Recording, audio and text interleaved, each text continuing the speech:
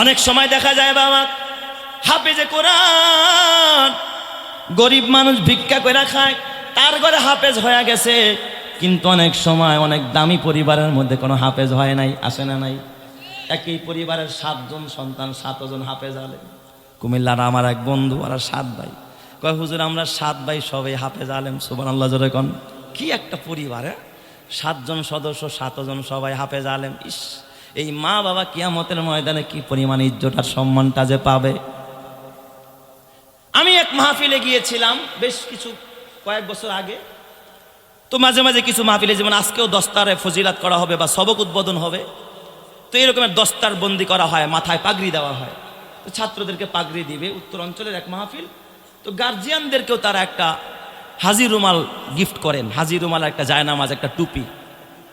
সামনে ছাত্ররা দাঁড়াইছে সারিবদ্ধ, আলেম ওলামারা পাগড়ি দিতেছিলাম আমি এবং স্থানীয় আরো কিছু আলেমরা ছিলেন, পেছনে গার্জিয়ানরা। এই গার্জিয়ানদেরকেও হাজির রুমাল পরানো হবে, টুপি পরানো হবে। হঠাৎ কইরা আমি দেখলাম স্টেজের সামন দিয়া একটু ফাঁকা জায়গা, এই জায়গা দিয়া তক্তা আছে না, তক্তা, কাঠের নিচে ওই যে ভ্যানে যে ব্যারিং থাকে না, লোহার ব্যারিং, 3টা ব্যারিং লাগাইছে, 2 কোণায় 2টা ব্যারিং, সামনে একটা ব্যারিং। এই ব্যারিং এর উপর এক ভদ্রলোক বসা, 2টা পা নাই। এই লোকটার ঠেলা কে যেন সামনে নিয়ে আসতেছে। আমি কই কিরে, মাহফিলের মধ্যে এই লোকটার আনার দরকারটা কি? সবাই ওই দিকে তাকায় রয়েছে, কি এক আজব কথা, পরিবেশটা নষ্ট করতেছে। ভিতরে ভিতরে একটু গোসা, কিন্তু যত কাছে আসে দেখি কৌতূহল আমার বাড়তেছে। এই লোকটারে পাশাই না, সে তো সিঁড়ি দিয়ে উঠতে পারবে না, ওই গাড়ি নিয়ে ধইরা 4 জনে ধইরা উস্কায়া মঞ্চে উঠাইতেছে আর কি। মঞ্চে উঠায় দেখি অভিভাবকদের কাতারে, সারিবদ্ধ কাতারে তারে বসায়া দিস। পাগড়ি দেওয়া যখন শেষ, এবার গার্জিয়ানদের রুমাল দেওয়ার পালা। রুমাল দিতে গিয়া ওই যে লোকটা যে ব্যারিং এর চাকার উপরে বসে বসে যেই লোকটা সারিবদ্ধ আছে, তারে যখন রুমাল পড়াইতেছিলাম, ওনাকে রুমাল পড়াইতে গিয়া দেখি উনি কাঁদতেছে। জায়নামাজ দিলাম, মাথার মধ্যে টুপি পড়াইয়া দিলাম। আমি বললাম ইনি কে? কয় ওই যে হুজুর 2 জন ছেলেকে যে একরকম দেখছেন, 2টা ছেলে যমজ হাফেজ, 2 ভাই, আপন 2 ভাই, এরা যমজ। এই 2 ভাই হলেন এই বেচারার সন্তান। এই 2 হাফেজ সাহেবের বাবা, তাকে এখন আমরা সম্মানের রুমাল দিয়ে দিচ্ছি। আমি বললাম ভাইজান আপনি কি করেন? এই কথাটা জিজ্ঞাসা করতে দেরি লোকটা দেখি চোখ দিয়া কাঁদতেছে, রুমাল দিয়া মুছতেছে। আরেকজন আমার কানে কানে কয় হুজুর জিজ্ঞাসা করেন না, তারে লজ্জা দিয়েন না, তিনি ভিক্ষুক, ভিক্ষা করে মসজিদের গেটে। এই ব্যারিং এর গাড়িটা নিয়ে বৈশা মানুষের দুয়ারে হাত পাইতে 2টা পয়সা চায়। এই পয়সা দিয়া সন্তানদেরকে মাদ্রাসায় পড়ায়, এই পয়সাটা দিয়া কোরআন শিখায়। ভিক্ষা করে, অন্যান্য ভিক্ষুকদের মতো না, নেশাবানি করে না, ধূমপান করে না। কিন্তু গরিব মানুষ, এই ছেলেটা 2টা ছেলেরে মাদ্রাসায় দিয়ে দিছে। একজন ভিক্ষুকের 2টা সন্তান কোরআনের হাফেজ হয়ে গেছে। কথাগুলো আমার দিলের ভিতরে ঢুকতেছিল। আমি যখন অফিসের ভিতরে ঢুকলাম, খানা যখন আমাকে দিচ্ছিল, এই ভদ্রলোকটারেও তারা ধরে যখন ওই রুমের ভিতরে নিয়ে গেল, তার বাচ্চা 2টা রুমের ভিতরে হাফেজ, যমজ 2 জন হাফেজে কোরআন। আমি তাদেরকে কাছে ডাকলাম, জিজ্ঞাসা করলাম বাবা তোমরা 2 জনের মধ্যে বড় কে? তোমার নাম কি? আর ওর নাম কি? কয় হুজুর আমার নাম মুসা, ওর নাম ঈসা। আমি বড়, আমার আব্বা বলেছে আমি নাকি বড়। আর এটা হলো ছোট, মানে একজন আগে আসছে দুনিয়া, আর একজন পরে আসছে, কিন্তু একই দিনে 2 জনের জন্ম। আমি জিজ্ঞাসা করলাম বাজান তোমার বাবা ভিক্ষা করে, তোমার আম্মা কোথায়? এই কথা বলতে দেরি হাফেজে কোরআন 2 জনের চোখ দিয়া পানির ফোঁটা গড়াইতে দেরি নাই। হাউমাউ করে দেখি পাগড়ির মাথা দিয়া চোখ মুছতেছে। কিরে বাবা চোখে পানি কেন, কাঁদো কেন? ডাক দিয়া বলে ওস্তাদ আমরা তো দেখি নাই, বাবার মুখে শুনেছি, আমার আত্মীয় স্বজনের মুখে শুনেছি, আমরা 2 ভাই যখন নাকি আমাদের যখন জন্ম হয়, আমরা যখন মায়ের পেট থেকে ডেলিভারি হলো, আমার মা ওই সময় ডেলিভারির যন্ত্রণায় ওই সময় আমার মা ইন্তেকাল করেছে। আমার মা আর দুনিয়ায় নাই।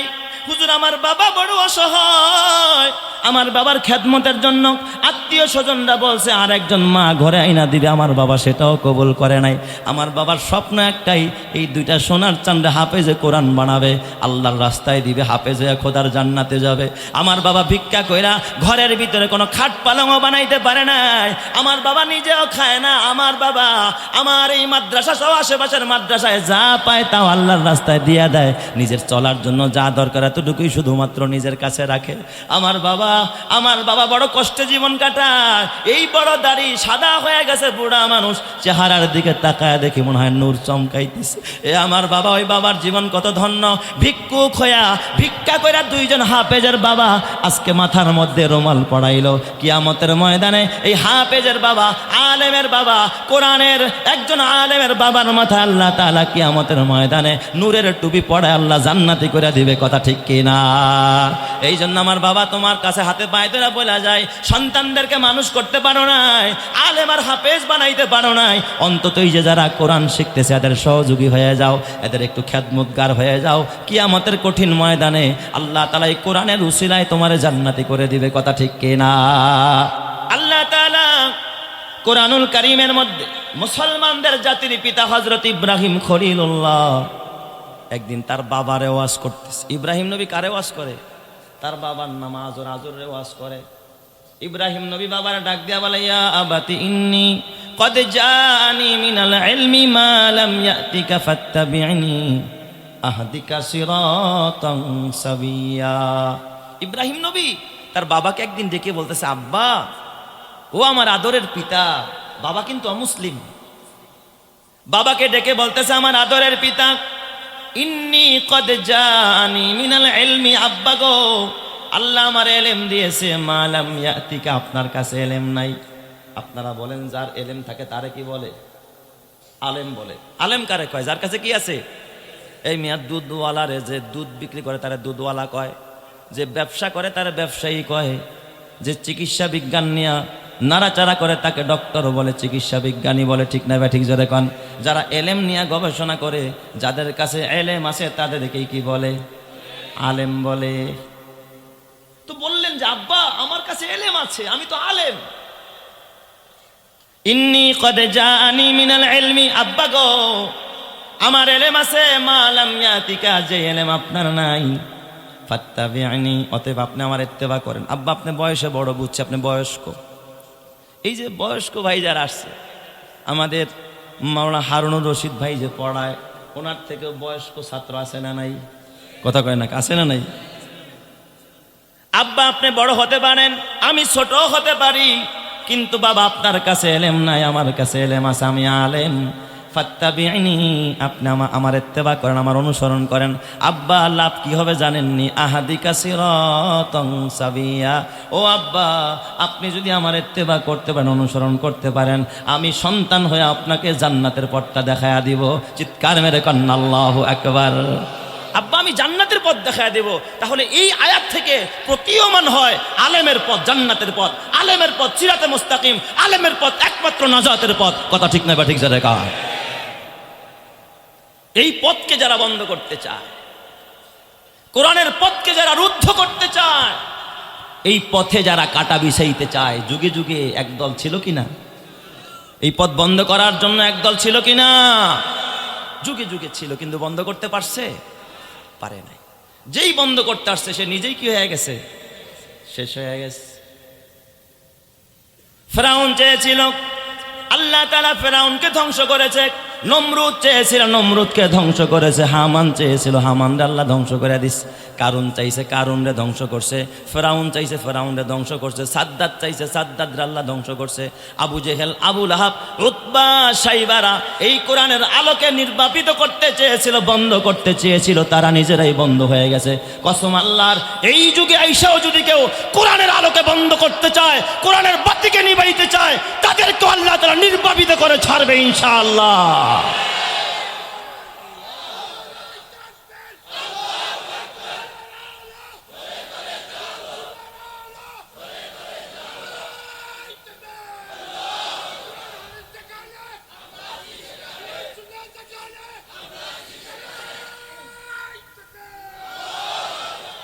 এই এই নূরকে আর এই আলোকে বন্ধ করা, নির্বাপিত করা কোনো মানুষের পক্ষে সম্ভব। কারণ এই বাতি তো আপনি জ্বালান নাই রে মিয়া। আপনি বিদ্যুতের লাইট জ্বালাইছেন, ইচ্ছা করলে সুইচ দিয়া জ্বালাইতেও পারেন, ইচ্ছা করলে নিভাইতেও পারেন, ঠিক কিনা বলেন? বলেন তো কোরআনের বাতিটা জ্বালাইছে কে? এই চাবি কিন্তু আল্লাহ বাঙালির হাতে দেয় নাই। আল্লাহ কোরআনের বাতির চাবিটা ভারতের হাতে দেয় নাই। আল্লাহ কোরআনের বাতির চাবিটা আমেরিকার হাতে দেয় নাই, রাশিয়ার হাতে দেয় নাই, নিউ ইয়র্কের হাতে দেয় নাই। আল্লাহ চাইনিজদের হাতে দেয় নাই, আমেরিকানদের হাতে দেয় নাই, আল্লাহ শিল্পপতিদের হাতে দেয় নাই। কোরআনের চাবিটা যিনি নিয়ন্ত্রণ করেন তিনি কে? চেরাগেরা কে ইজাদ বার ফারুজাদ, চেরাগেরা কে ইজাদ বার ফারুজাদ, কাছে কাশতাফ জানাদেরি শাসবাসুজত। আল্লাহ তাআলার আদেশে যে বাতিটা জ্বলেছে, আল্লাহ তাআলার আদেশে যে বাতিটা জ্বলেছে, যেজন তারে নিভাতে চায় সেই শুধু পুড়েছে। কথা ঠিক না ব্যাঠিক জোরে কর? তাহলে এই বাতি নিবানো যাবে? এই বাতি নিবানো যাবে না। এটা এমন এক বাতি যার সিনায় কোরআনের নূর ঢুকবে, তার সিনাটাকে আল্লাহ তাআলা আলোকিত বানায় দিবে। সুবহানাল্লাহ। আমাদের এই দর্শন নিজামী কওমি মাদ্রাসার উম্মুল মাদারিস, উপমহাদেশের অন্যতম ইসলামী বিদ্যাপীঠ দারুল উলুম দেওবন্দ, এই যে আল্লামা মুফতি মাসুদুল করিম হাফিজাহুল্লাহ সহ বড় বড় উলামায়ে কেরাম যেখানে পড়ে তারা কাসেমি টাইটেল লাগায়।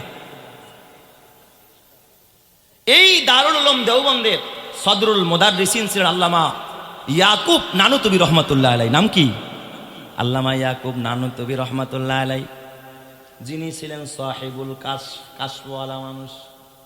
তারা শুধুমাত্র এই চর্মচক্ষু দিয়া দেখে না, তাদেরকে আল্লাহ তাআলা একটা অন্তরচক্ষু দান করছে, তারা অন্তরচক্ষু দিয়াও দেখে। জোরে কোন সুবহানাল্লাহ। মানুষ শুধু চর্মচক্ষু দিয়া দেখে না, অন্তরের চোখ দিয়াও দেখে। এই চোখ দান করেন কে? ইয়াকুব নানুতুবি রহমাতুল্লাহ আলাইহি, যিনি দারুল উলুম দেওবন্দের সর্বপ্রথম সদরুল মুদাররিসিন, সকল মুদাররিসদের তিনি সেরা ছিলেন। সুবহানাল্লাহ বলেন সবাই। অত্যন্ত বড় মাপের বুজুর্গ ছিলেন, আল্লাহওয়ালা ছিলেন, সাহেবে কাশওয়ালা। এই বড় আল্লাহর ওলি, এত বড় বুজুর্গ ইয়াকুব নানুতুবি রহমাতুল্লাহ আলাইহি,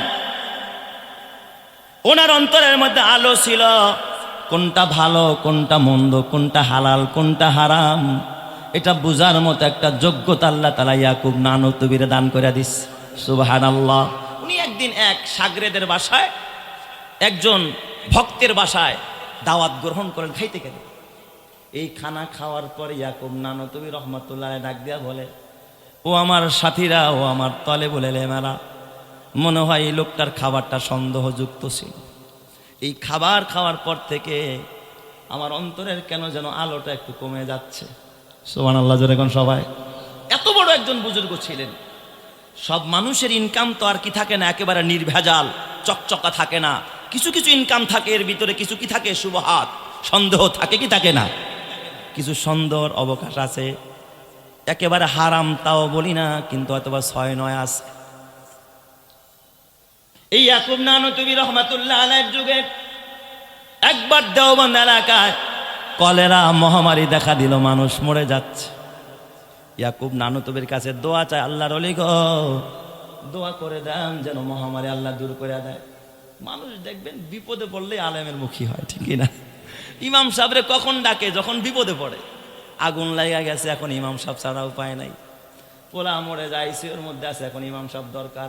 কিন্তু যখন সুখে থাকে তখন বলে না, আলেম সাহেব চলেন একটু চাইনিসে যাই, এই কথা বলে নাকি কেউ? তখন আলেমরা দরকার পড়ে না। এক মসজিদের ইমাম সাহেবের বেতন বাড়ায় না কমিটির লোক, বেতন ওই যে 5,000 গ্রামে 5,000-ই রাখছে। তো বেচারায় বিপদে পড়ে আছে। তো একদিন এক বড় আলেমকে ডাক দিয়া বলতেছে, হুজুর একটু বলেন যেন আমার বেতনটা একটু বাড়ায় দেয়। তো বলছে, ভাই বেতন বাড়ান না কেন? বেতন বাড়ামো কি? যদিও বেতন 5,000, কিন্তু তার তো উপরি কামাই আছে আরো 20,000। উপরি কামাইটা আবার কি? আমাদের এলাকায় সমাজের একটা নিয়ম আছে, যখন কারো কোনো বিয়ে শাদী হয়, তো বিয়ে শাদীর সময় প্রত্যেকটা আকদ যখন হয়, এক একটা বিয়েতে ইমাম সাহেবরে এলাকায় দেখবেন নাপিতেও টাকা পায়, ওই মুসিতেও টাকা পায়, তখন ইমাম সাহেবরও 1,000 টাকা ধার্য করা হয়েছে। তো ইমাম সাহেব সেখান থেকে 1,000 টাকা পায়। কয় তাহলে এরকম বিয়ে ডেলি কয়টা হয়? কয় না, ডেলি না হলে তো বছরও তো 2-1টা হয়। কয় আচ্ছা আর কি উপরি কামাই আছে? কয় এই আমাদের এখানে একটা নিয়ম করছে, আমরা সমাজের মধ্যে বৈশা যখন কোনো মানুষ মারা যায়, তো মারা গেলে তার ওই চাইল খরচ না করে ইমাম সাহেব 1 বস্তা চাউল কিনে দেয় আর কি। তো ওই চাউলটা দিয়ে ইমাম সাহেব তার বউ পোলাপান নিয়ে খায় আর কি। তো এখন কয় তাহলে ইমাম সাহেবের তো 2 মাস ধরে চাউল নাই, তাতে ইমাম সাহেবের এখন মরার দোয়া করা ছাড়া কোনো গতি নাই। কথা কয় না কে সবাই? বিপদে পড়লেই যেহেতু আলেমরে ডাকেন, তাহলে আলেমের তো এখন বিপদের জন্যই দোয়া করা দরকার। এ আমার বাবা, না না না, কাসেম নানতুবি এত বড় আল্লাহওয়ালা, উনি ডাক দিয়া কয় বাজার, এই বিপদ থেকে যদি বাঁচতে চাও, আমার আল্লাহ নারাজ হয়ে গেছে, আল্লাহ গোসা করেছে। as-সাদাকাতু তারুদ্দুল বালা ওয়া তাজিদু ফিল উমরি, as-সাদাকাতু তুতফিউ গাদাবার রব্বি ওয়া তাদফাউ মিতাতাসসু। কয় সদকা আল্লাহর গোসাকে প্রশমিত করে, আল্লাহরে রাজি বানায় ফেলায়। কিছু সদকা করো, সদকা করো, বিপদ দূর হয়ে যাবে। কাসেম নানতুবি রহমাতুল্লাহ আলাইহি পন্থা বাতলায়া দিলেন। কিন্তু যাদের চোখ বাঁকা, দিল বাঁকা, আলেমদের কথাগুলো তাদের কাছে বাঁকা মনে হয়। কথা ঠিক কিনা? কয় বুঝছি মোল্লার মনে হয় পকেট খালি, এই জন্য এখন ফোন দিয়ে বাড়ি করছে, দান করতে কয়। আছে না নাই? কয় ব্যবসা শুরু করে দিছে। ব্যবসা? ওয়াজ দিয়ে একটা ব্যবসা শুরু করছে, মসজিদ দিয়া মাদ্রাসা দিয়ে একটা ব্যবসা শুরু করছে। হাতে পায়ে ধরে বলি বাবা খবরদার, খবরদার। কাসেম নানতুবি রহমাতুল্লাহ আলাইহি, আপনারা মনে করেন আমি দান করলাম মানে মসজিদ মাদ্রাসায় এহসান করলাম, আমি উপকার করলাম। না না না, আপনি দান করলেন মানে আপনি নিজের উপরে নিজে এহসান করছেন, নিজের উপকার করেছেন। আলেম ওলামার আপনার টাকা নিছে মানে আপনার প্রতি এহসান করেছে। কথা ঠিক না বেঠিক? জোরে কান। কারণ কিয়ামতের ময়দানে আপনার দুনিয়ার গাড়ি বাড়ি নারী টাকা পয়সা কিচ্ছু আপনার সঙ্গী হবে না। আপনার ব্যারিস্টার সন্তানটাও আপনার সঙ্গী হবে না, আপনার ওসি ছেলেটাও আপনার সঙ্গী হবে না, আপনার বিসিএস ক্যাডার মেয়েটাও কিন্তু আপনার সঙ্গী হবে না। আপনার এই দামি গাড়ি, দামি বাড়ি, মিল ফ্যাক্টরি, ইন্ডাস্ট্রি আপনার সঙ্গে কিছু যাবে না। ছেলেটাও দাঁড়ায় বলবেন আল্লাহ আমার বাবাই বুঝে নাই, আমার বাবার গুনার বোঝাটা আমার মাথায় দাও, আমি আমার বাবার গুনার বোঝাটা বহন করতে চাই, আমার বাবার জান্নাতে দিয়ে দাও। বলেন তো কিয়ামতের ময়দানে এমন একটা সন্তান পাওয়া যাবে নাকি? যাদের প্রেমেতে তুমি গো আজ হলে দিওয়ানা, এরা জেনে নাও কেউ কবরের সাথী হবে না, কেউ বুঝা তোমার নিবে না সেই হাসর ময়দানে, কেউ বুঝা তোমার নিবে না সেই হাসর ময়দানে। কি আমল তুমি করলে নিয়ে যাবে সেইখানে, ফুল ফুটে যেমন ঝরে তেমন খোদার বাগানে, আয়ু কতক্ষণ কার এখানে কে বলো জানে। তাই থাকতে সময় নাও বুঝে ভাই জীবনের মানে, সব আছে লেখা দেখে না ওই আয়াত কোরআনে। এই মহল কোঠা সোনা দানা সব পরে রবে, এই সব কবরে নিয়ে গেছে কে বলো কবে। এই দালান কোঠা মিল ফ্যাক্টরি সব পরে রবে, এই সব কবরে নিয়ে গেছে কে বলো কবে। 2 গজ জমি কয়েক গজের ওই সাদা কাফন, শুধু এইটুকুতেই হবে তোমার জেনে নাও দাফন। যা পুঁজি তোমার এখনো তার বুঝলে না মানে, যা পুঁজি তোমার এখনো তার বুঝলে না মানে। কি আমল তুমি করলে নিয়ে যাবে সেইখানে, ফুল ফোটে যেমন ঝরে তেমন খোদার বাগানে, আয়ু কতক্ষণ কার এখানে কে বলো জানে। আল্লাহ বুঝার তৌফিক দাও, জোরে কানা আমিন। ইয়াকুব নানতুবি যখন দেখলেন হায় হায় দান করবে দূরের কথা, তারা নিয়ে ক্রিটিসাইজ হয় যে মোল্লার মনে হয় পকেট খালি, এই জন্য দান করতে কয়। ইয়াকুব নানতুবি তো সাহেবে কাশবাস অন্তর্চক্ষু দিয়া দেখে, বেচারায় কষ্ট পেয়ে গেছে। আল্লাহ ডাক দেখ, আল্লাহ এই মহামারী যেন ইয়াকুবের পরিবারকেও ধরে, তাকেও ধরে। নিজের বেলায় বদদোয়া করলেন, উম্মতের বেলায় করলেন আল্লাহ এই মহামারী যেন ইয়াকুবের পরিবারকেও ধরে, তাকেও ধরে। বড়দের কথা, আল্লাহওয়ালাদের জবানের কথা কত দাম। মহামারী এত ব্যাপক হয়ে যায়, দেওবন্দ এলাকার হাজার হাজার মানুষ সব নিলাম হয়ে যায়। ইয়াকুব নানতুবির পরিবারের সদস্যরা একে একে সব মারা যায়। এমনকি আল্লাহর ওলি তিনিও এই মহামারীতেই শাহাদাত বরণ করেছেন। চিৎকার মেরে কন্যা আল্লাহু আকবার। কারো কারো জন্য মহামারীটা হয় বিপদের কারণ, কারো কারো জন্য মহামারীটা হয় শাহাদাতের কারণ। কথা ঠিক কিনা? এই জন্য আমার যুবক ভাই হাতে পায়ে ধরে বলে যায়, না যুবক না, আমি বলি না সব কিছু বিলায়া দাও, সব আল্লাহর রাস্তায় দিয়া দাও, আমি এটাও বলি না। কিন্তু আমার বাবারে, তুমি দুনিয়ার সব সাজাইলা, তুমি দুনিয়া সাজায়া এই দুনিয়ায় তোমার মরার পরে যদি ভালো কাজ হয়, ভালো কাজের একটা অংশ তোমার কবরে যাবে। যদি তোমার মৃত্যুর পরে তোমার টাকা পয়সা দিয়া কোনো মন্দ কাজ হয়, বাবা আমি কসম দিয়া বলি, খোদার কোরআন আমার সামনে, দুনিয়ায় তোমার টাকায় যদি একটা মন্দ কাজ হয়, এই মন্দ কাজের ভাগ তোমাকে কবরে গিয়াও বহন করতে হবে। কথা ঠিক না ব্যাঠিক জোরে কর? তোমার টাকায় যদি একটা নেকের কাজ হয়, তুমি অর্ধেক ভাগ পাইবা। তোমার টাকায় যদি একটা গুনার কাজ হয়, তুমি এই গুনার জন্য তোমাকে কবরে বৈশা বৈশাও খেসারাত দিতে হবে, কারণ তোমার টাকায় কেনা। তোমার দামি সোফায় বৈশা তোমার ছেলেটা, তোমার কেনা টিভি, তোমার কেনা এসির ভিতরে বৈশা রিমোট ঘুরায় ঘুরায় যদি তারা টেলিভিশন দেখে আর গুনাহ করে, এর একটা ভাগ কিন্তু তোমার কবরে যাবে। আর তোমার বানানো ঘরে বৈশা যদি কেউ খোদার কোরআন তেলাওয়াত করে, তাসবিহ পড়ে, নামাজ পড়ে, কোরআনের ঘরে বৈশা বৈশা যদি নামাজ পড়ে আর যদি আল্লাহকে ডাকে, প্রতিটা ইবাদতের সওয়াব আল্লাহ তোমার কবরে পৌঁছায়া দিবে। কথা ঠিক না ব্যাঠিক জোরে কন? ওরে মাটি করো না মাটির তরে, মাটি করো না মাটির তরে, তোমার মহৎ জীবনটারে, জীবন যৌবন দাতা যিনি বিলাও জীবন তাহার তরে। এই জন্য আমার বাবা নিজে আলেম হইতে পারলা না, সন্তানরে আলেম বানাইতে পারলা না। এই যে বয়স্ক কোরআন শিক্ষা করছে যারা ভর্তি হয়েছে, এই ছাত্ররা শিক্ষার্থীরা কত কষ্টে। এ আমার বাবা, তোমার হাতে পায়ে ধরে বলা যায়, নিজে আলেম হতে পারো নাই, সন্তানকে বানাইতে পারো নাই, অন্তত একটা ওসিলা হিসাবে আলেমদের খেদমত হিসাবে তুমি যেন একজন জরিয়া বনতে পারো, কোরআনের শিক্ষার্থীদের জন্য তুমি যেন সহযোগিতা হতে পারো। তুমি যদি আলেমের বন্ধু হয়ে যাও, শিক্ষার্থীদের বন্ধু হয়ে যাও, কোরআনের সহযোগী হয়ে যাও, কিয়ামতের ময়দানে আল্লাহ তাআলা আলেম ওলামার সাথেই তোমাকে জান্নাতি করবে। কথা ঠিক কিনা? কপাল লাগে, এলেমের জন্য কপাল লাগে। দেখবেন ধনীর সন্তানরা সব না, কিছু কিছু আলাদাও আছে। আমি দেখেছি একজন জজ সাহেবের সন্তানও মাদ্রাসায় পড়ে, আমার কাছে বারবার দোয়া চায়। আমি গিয়েছি, দিলটা বড় ভালো লেগেছে যে সে জাগতিক শিক্ষার এত বড় একটা পর্যায়ে আছে, তারপরে তার সন্তানকে কোরআন শিখানোর জন্য দিয়া দিছে। আল্লাহ তাআলা ওই রকমের পরিবারও সমাজে রাখছে। কথা ঠিক নয় ব্যাঠিক জোরে কান? তবে ম্যাক্সিমাম বাবা, অনেকের সন্তান মাদ্রাসায় পড়তে পারে না, আল্লাহ তাআলা তাকে দিন দেয় নাই, কোরআন দেয় নাই, হাদিস দেয় নাই। এই জন্য নবী আমার বলে, আনা ওয়া কাফিলুল ইয়াতীমি কাহাতাইনি ফিল জান্নাহ।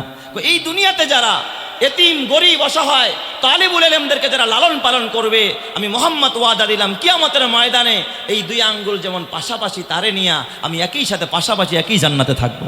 সুবহানাল্লাহ জোরে কোন সবাই? অনেক সময় দেখা যায় বাবা হাফেজে কোরআন, গরিব মানুষ ভিক্ষা করে খায়, তার ঘরে হাফেজ হয়ে গেছে, কিন্তু অনেক সময় অনেক দামি পরিবারের মধ্যে কোনো হাফেজ হয় নাই। আসে না নাই? একই পরিবারের 7 জন সন্তান, 7 জন হাফেজ আলেম। কুমিল্লার আমার এক বন্ধু, আর 7 ভাই, কয় হুজুর আমরা 7 ভাই সবাই হাফেজ আলেম। সুবহানাল্লাহ জোরে কোন? কি একটা পরিবার! 7 জন সদস্য, 7 জন সবাই হাফেজ আলেম। ইস, এই মা বাবা কিয়ামতের ময়দানে কি পরিমাণ ইজ্জত আর সম্মানটা যে পাবে। আমি এক মাহফিলে গিয়েছিলাম বেশ কয়েক বছর আগে। তো মাঝে মাঝে কিছু মাহফিলে, যেমন আজকেও দস্তারে ফজিলাত করা হবে বা সবক উদ্বোধন হবে, তো এরকমের দস্তার বন্দি করা হয়, মাথায় পাগড়ি দেওয়া হয়। তো ছাত্রদেরকে পাগড়ি দিবে, উত্তর অঞ্চলের এক মাহফিল। তো গার্জিয়ানদেরকেও তারা একটা হাজি রুমাল গিফট করেন, হাজি রুমাল, একটা জায়নামাজ, একটা টুপি। সামনে ছাত্ররা দাঁড়াইছে সারিবদ্ধ, আলেম ওলামারা পাগড়ি দিতেছিলাম আমি এবং স্থানীয় আরো কিছু আলেমরা ছিলেন, পিছনে গার্জিয়ানরা। এই গার্জিয়ানদেরকেও হাজি রুমাল পরানো হবে, টুপি পরানো হবে। হঠাৎ কইরা আমি দেখলাম স্টেজের সামন দিয়া একটু ফাঁকা জায়গা, এই জায়গা দিয়া তক্তা আছে না, তক্তা কাঠের নিচে ওই যে ভ্যানে যে ব্যারিং থাকে না, লোহার ব্যারিং, 3টা ব্যারিং লাগাইছে, 2 কোণায় 2টা ব্যারিং, সামনে একটা ব্যারিং। এই ব্যারিং এর উপর এক ভদ্রলোক বসা, 2টা পা নাই। এই লোকটার ঠেলা কে যেন সামনে নিয়ে আসতেছে। আমি কই কি রে, মাহফিলের মধ্যে এই লোকটার আনার দরকারটা কি? সবাই ওই দিকে তাকায় রয়েছে, কি এক আজব কথা, পরিবেশটা নষ্ট করতেছে। ভিতরে ভিতরে একটু গোসা, কিন্তু যত কাছে আসে দেখি কৌতূহল আমার বাড়তেছে। এই লোকটারে পাশাই না, সে তো আর সিঁড়ি দিয়ে উঠতে পারবে না, ওই গাড়ি নিয়ে ধইরা 4 জনে ধইরা উস্কায়া মঞ্চে উঠাইতেছে আর কি। মঞ্চে উঠাইয়া দেখি অভিভাবকদের কাতারে, সারিবদ্ধ কাতারে তারে বসায়া দিস। পাগড়ি দেওয়া যখন শেষ, এবার গার্জিয়ানদের রুমাল দেওয়ার পালা। রুমাল দিতে গিয়া ওই যে লোকটা যে ব্যারিং এর চাকার উপরে বসে বসে যেই লোকটা সারিবদ্ধ আছে তারে যখন রুমাল পড়াইতেছিলাম, ওনাকে রুমাল পড়াইতে গিয়া দেখি উনি কাঁদতেছে। জায়নামাজ দিলাম, মাথার মধ্যে টুপি বড়াইয়া দিলাম। আমি বললাম, ইনি কে? কয়, ওই যে হুজুর 2 জন ছেলেকে যে একরকম দেখছেন, 2টা ছেলে যমজ হাফেজ, 2 ভাই, আপন 2 ভাই, এরা যমজ। এই 2 ভাই হলেন এই বেচারার সন্তান। এই 2 হাফেজ সাহেবের বাবা, তাকে এখন আমরা সম্মানের রুমাল দিয়ে দিচ্ছি। আমি বললাম, ভাইজান আপনি কি করেন? এই কথাটা জিজ্ঞাসা করতে দেরি লোকটা দেখি চোখ দিয়া কাঁদতেছে, রুমাল দিয়া মুছতেছে। আরেকজন আমারে কানে কানে কয়, হুজুর জিজ্ঞাসা করেন না, তারে লজ্জা দিয়েন না, তিনি ভিক্ষুক, ভিক্ষা করে মসজিদের গেটে। এই ব্যারিং এর গাড়িটা নিয়ে নিয়ে বৈশা বৈশা মানুষের দুয়ারে হাত পাইতে 2টা পয়সা চায়। এই পয়সা দিয়া সন্তানদেরকে মাদ্রাসায় পড়ায়, এই পয়সাটা দিয়া কোরআন শিখায়। ভিক্ষা করে, অন্যান্য ভিক্ষুকদের মতো না, নেশাবানি করে না, ধূমপান করে না।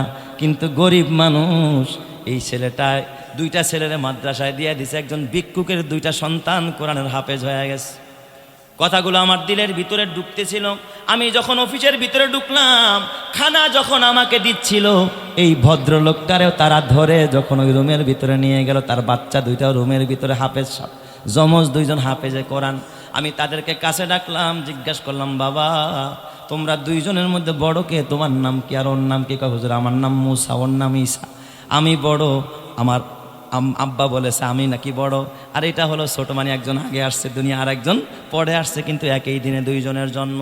আমি জিজ্ঞাসা করলাম, বাজান তোমার বাবা ভিক্ষা করে, তোমার আম্মা কোথায়? এই কথা বলতে দেরি হাফেজে কোরআন 2 জনের চোখ দিয়া পানির ফোঁটা গড়াইতে দেরি নাই। হাউমাউ করে দেখি পাগড়ির মাথা দিয়া চোখ মুছতেছে। কিরে বাবা, চোখে পানি কেন, কাঁদো কেন? ডাক দিয়া বলে, ওস্তাদ আমরা তো দেখি নাই, বাবার মুখে শুনেছি, আমার আত্মীয় স্বজনের মুখে শুনেছি, আমরা 2 ভাই যখন নাকি আমাদের যখন জন্ম হয়, আমরা যখন মায়ের পেট থেকে ডেলিভারি হলো, আমার মা ওই সময় ডেলিভারির যন্ত্রণায় ওই সময় আমার মা ইন্তেকাল করেছে। আমার মা আর দুনিয়ায় নাই। হুজুর আমার বাবা বড় অসহায়, আমার বাবার খেদমতের জন্য আত্মীয় স্বজনরা বলছে আর একজন মা ঘরে আইনা দিবে, আমার বাবা সেটাও কবুল করে নাই। আমার বাবার স্বপ্ন একটাই, এই 2টা সোনার চাঁদে হাফেজে কোরআন বানাবে, আল্লাহর রাস্তায় দিবে, হাফেজ হয়ে খোদার জান্নাতে যাবে।